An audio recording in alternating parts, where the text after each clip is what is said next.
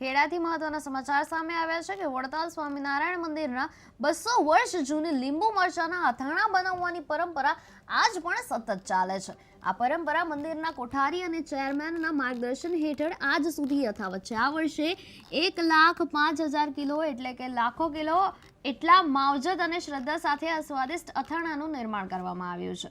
અનેક દેશોમાં જેમાં અમેરિકા, આફ્રિકા, ઓસ્ટ્રેલિયા અને લંડન જેવી જગ્યાઓમાં પણ આ અથાણા હરિભક્તો તરફથી લઈ જવામાં આવે છે।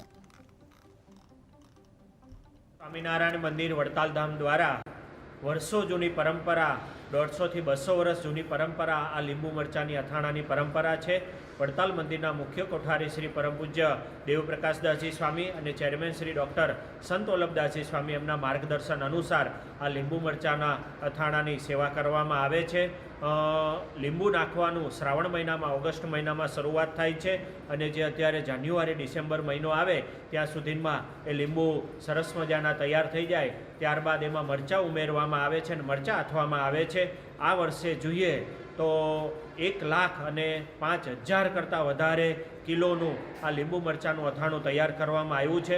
દર વર્ષે ઘણી મોટી સંખ્યામાં આ હજારો ને લાખો હરિભક્તો દેશમાં ને વિદેશમાં America, Africa, Australia, London, Gujarat અને ગુજરાત બહારથી પણ ઘણા બધા લોકો આ લીંબુ મરચાંનું અથાણું એનો લઈ જતા હોય છે અને એનો લાભ લેતા હોય છે।